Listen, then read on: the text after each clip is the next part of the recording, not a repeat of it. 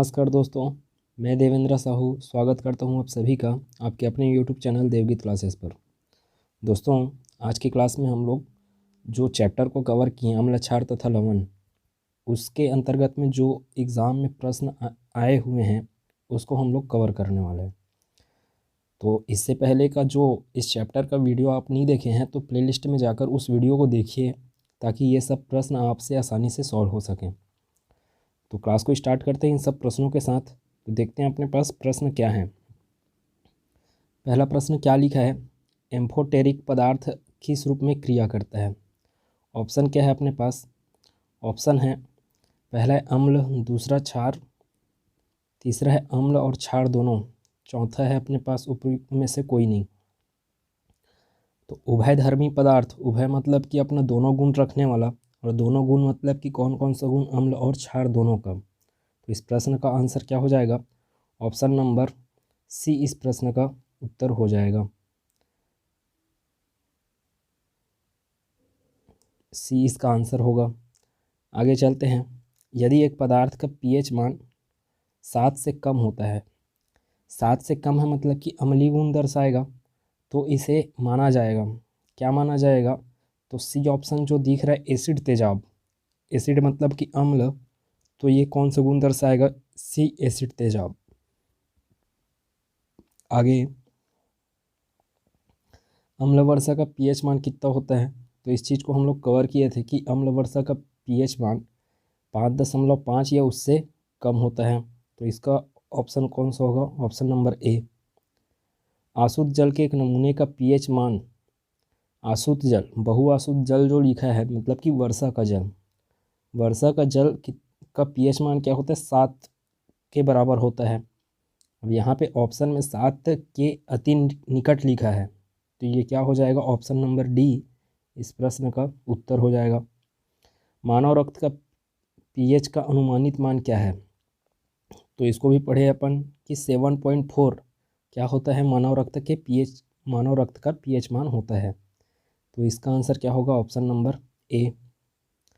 Washing soda के रूप में माना जाता है। अगला प्रश्न क्या है, निम्नलिखित में से किसे आमतौर पर वॉशिंग सोडा के रूप में जाना जाता है। तो वॉशिंग सोडा मतलब कि धोने का सोडा है।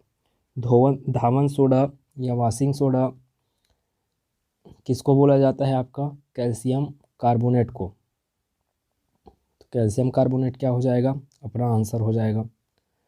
धोने का सोडा किसका प्रचलित नाम है, तो कैल्शियम कार्बोनेट वही चीज़ है। मैं कलेक्शन किया हूँ प्रश्नों का, और ये सब लूसेंट के प्रश्न हैं, ऐसे ही आपके पीएससी में भी आते हैं। तो इसका आंसर क्या हो जाएगा, धोने का सोडा किसका प्रचलित नाम है, तो ये है कैल्शियम कार्बोनेट। आगे चलते हैं। धोने के सोडा का रासायनिक सूत्र है, धोने के सोडा को आप क्या बोलते हो, सोडियम कार्बोनेट। अब यहाँ पर मैं उस टाइम बताया भी था जब पढ़ रहे थे अपन, तो Na2CO3 डॉट 10H2O मतलब कि 10 मोल पानी अगर आप मिला देते हो सोडा एस में, Na2CO3 क्या है, सोडा एस है, उसमें 10 मोल अगर पानी मिला दिए तो फिर वो क्या बन जाता है, अपना धोने का सोडा। मतलब कि इसका जो ऑप्शन सही होगा वो कौन सा ऑप्शन सही होगा, ऑप्शन नंबर सी। आगे चलते हैं। निम्नलिखित में से कौन सा एक बेकिंग सोडा का रासायनिक नाम है। बेकिंग सोडा या फिर कपड़ा मतलब खाना बनाने का सोडा, बेकिंग सोडा या खाना बनाने का सोडा, ये सब किसका नाम, रासायनिक नाम होता है। बाई लग जाता है ना, बाई क्या करेगी, खाना बनाएगी वाला ट्रिक सीखे थे हम लोग। तो सोडियम बाई कार्बोनेट, यहाँ पर सोडियम कार्बोनेट भी दिया है, इसलिए अपने को अच्छे से कोई चीज़ को पढ़ें तो उसको अच्छे से पढ़ना जरूरी है। तो सोडियम बाइकार्बोनेट इस प्रश्न का उत्तर हो जाएगा। आगे चलते हैं। सोडियम बाइकार्बोनेट का सामान्य नाम क्या है, तो सोडियम बाइकार्बोनेट मतलब खाना बनाने का सोडा, और खाना बनाने के सोडा को भी अपन क्या बोलते हैं, बेकिंग सोडा। तो इसका आंसर क्या हो गया, ऑप्शन नंबर ए इस प्रश्न का उत्तर हो गया। आगे चलते हैं।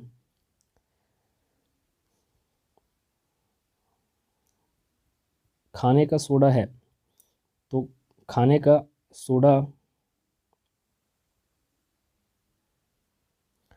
खाने का सोडा है, खाने का सोडा किसको बोलते हो आप, सोडियम बाइकार्बोनेट है ना।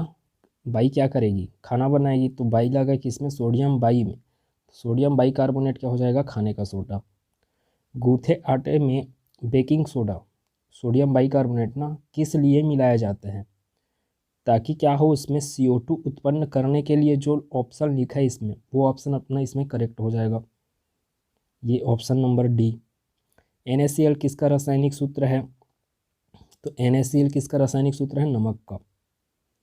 आप देख रहे होंगे कि बगल में पूरा लिखा हुआ है कि ये सब चीज़ कौन कौन से एग्ज़ाम में आए हैं, लेकिन ऐसा नहीं है कि सिर्फ ये सब प्रश्न इसी एग्ज़ाम बस में आए, ये सब रिपीट भी हुए हैं, और आपके CGPSC और व्यापम के एग्ज़ाम में भी ये सब प्रश्न रिपीट होते हैं।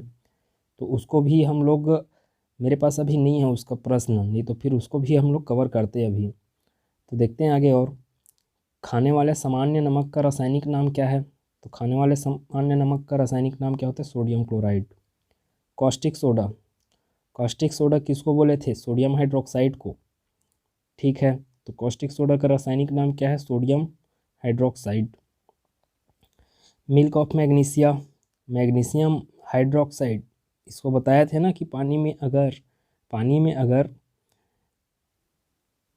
मिल्क ऑफ मैग्नीशिया को मिला दें, मतलब कि मैग्नीशियम हाइड्रोक्साइड को अगर पानी में मिला दें तो उसका कलर क्या हो जाता है, दूध के रूप में हो जाता है।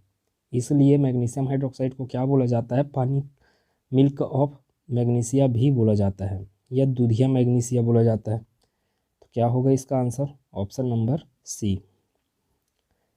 ब्लीचिंग पाउडर का सर्वाधिक सक्रिय घटक कौन सा है, तो ब्लीचिंग पाउडर का सूत्र ही क्या है, कैल्शियम ऑक्सीक्लोराइड, इसी को बोला जाता है कैल्शियम हाइपोक्लोराइड, CaOCl2। तो क्या होगा इसका आंसर, ऑप्शन नंबर बी। आगे क्या है, ब्लीचिंग पाउडर निम्नलिखित में से किसे गुजार कर तैयार किया जाता है, तो इसके बारे में पढ़े थे कि बूझे चूने पर। बूझा चूना मतलब कि कैल्शियम हाइड्रोक्साइड, जबकि बिना बूझा चूना मतलब कि कैल्शियम ऑक्साइड होता है। क्लास के टाइम में मैं इस चीज़ को बताना भूल गया था कि बुझा हुआ चूना तो अपन डिस्कस किया, लेकिन बिना बुझा हुआ चूना को मैं बताना भूल गया था। तो इस चीज़ को याद रखिएगा, इसको बार बार एग्जाम में पूछा जाता है कि बुझे हुए चूने का सूत्र क्या है, तो बुझे हुए चूने का सूत्र है कैल्शियम हाइड्रोक्साइड, जबकि बिना बुझे चूने का सूत्र है कैल्शियम ऑक्साइड।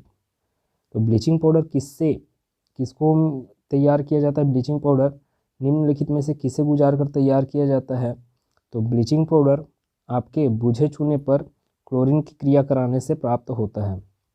आगे चलते हैं, विरंजन पाउडर को तैयार करने में प्रयुक्त होने वाली गैस कौन सी है, तो विरंजन पाउडर को तैयार करने में कौन सी गैस यूज़ होती है, तो क्लोरीन गैस है ना, क्लोरीन का क्रिया कराते हैं किसके साथ, बुझे हुए चूने पर, तो अपने को विरंजन पाउडर मिलता है। विरंजन पाउडर मतलब कि कैल्शियम ऑक्सीक्लोराइड या फिर कैल्शियम हाइपोक्लोराइड।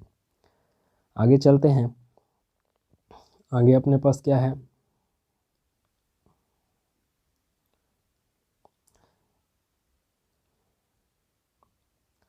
बिना बुझे चूने का रासायनिक नाम क्या है, तो बिना बुझे चूने का, बुझे हुए चूने का कैल्शियम हाइड्रोक्साइड, जबकि बिना बुझे चूने का रासायनिक नाम कैल्शियम ऑक्साइड। एक्वारेजियायतन में, एक्वारेजिया मतलब कि अम्लराज, 1:3 के अनुपात में निम्नलिखित में से किसका मिश्रण है, तो किसका मिश्रण है, ये 1:3 के अनुपात में है ना, 1:3 के अनुपात में कौन रहता है, HNO3 और HCl।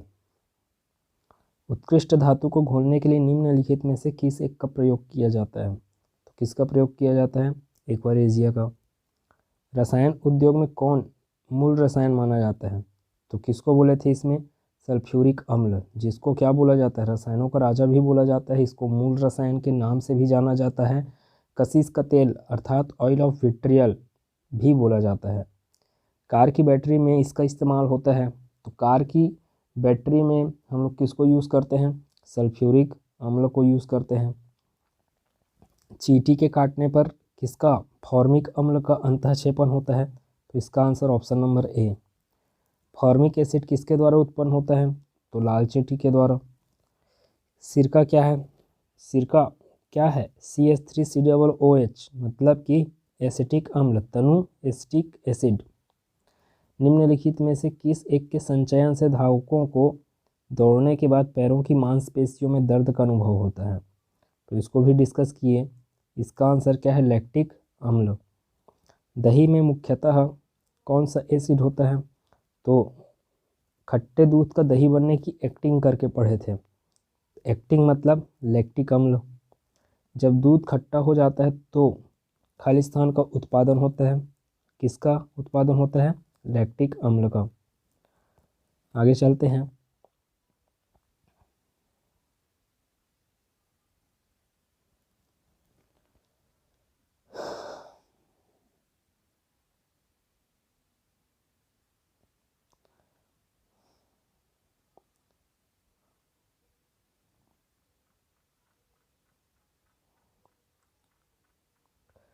फोटोग्राफी में कौन सा अम्ल प्रयोग किया जाता है? फोटोग्राफी में प्रयोग होने वाला अम्ल कौन सा है? ऑक्जेलिक अम्ल। निम्नलिखित में से कौन सा यौगिक गुर्दे की पथरी का निर्माण करने वाला सर्वाधिक सामान्य यौगिक है? गुर्दे में जो पथरी होता है वो कैल्शियम ऑक्जेलेट के कारण होता है, जिसको अपन कवर किए हैं। तो कैल्शियम ऑक्जेलेट। नींबू का खट्टा किसकी मौजूदगी के कारण होता है? तो नींबू का जो खट्टा स्वाद है आपके सिट्रिक अम्ल या साइट्रिक अम्ल के कारण होता है। खट्टे फलों में क्या पाया जाता है? साइट्रिक अम्ल। निम्नलिखित में से कौन सा अंगूर में पाया जाने वाला मुख्य कार्बनिक अम्ल है? तो अंगूर क्या था? टर टर की आवाज़ करते थे ना आप इसको खा के, तो क्या था? टार्टरिक अम्ल। फॉर्मिक अम्ल है अगला क्वेश्चन। फॉर्मिक अम्ल सही जोड़ी बनाना है ना। फॉर्मिक अम्ल, सिट्रिक अम्ल, टार्टरिक अम्ल एक तरफ है, नींबू, इमली, चींटियाँ। तो फॉर्मिक अम्ल का निक्षेपण कौन करती हैं? चींटियाँ। सिट्रिक अम्ल किस में पाया जाता है? नींबू में। टार्टरिक अम्ल किस में पाया जाता है? तो इमली में। मतलब कि 3, 1, 2 कौन से ऑप्शन में है? Option number B. तो इस प्रश्न का आंसर क्या होगा? Option number B. आगे चलते हैं, लास्ट प्रश्न। लैक्टिक अम्ल किस में पाया जाता है? खट्टे दूध में। टार्टरिक अम्ल आपके किस में पाया जाता है? इमली में। मतलब कि इतने ऑप्शन से आपको समझ में होगा 4-1 का जो पैटर्न चल रहा है, तो कहाँ कहाँ पर है ऑप्शन? ऑप्शन नंबर सिर्फ डी में दिख रहा है आपको। ऑप्शन नंबर डी में 4-1-3-2। ऑक्जेलिक अम्ल किस में पाया जाएगा? आपका टमाटर में पाया जाता है। 2 सिट्रिक अम्ल किस में है? नारंगी में। तो इस प्रश्न का आंसर क्या हो गया अपने पास? Option number D. उम्मीद है कि अगर आप इस चैप्टर के सभी वीडियो अगर आप देखे हैं तो ये सभी प्रश्न आपसे बने होंगे। तो मिलते हैं अब नए चैप्टर में एक नए क्लास के साथ। तब तक के लिए धन्यवाद।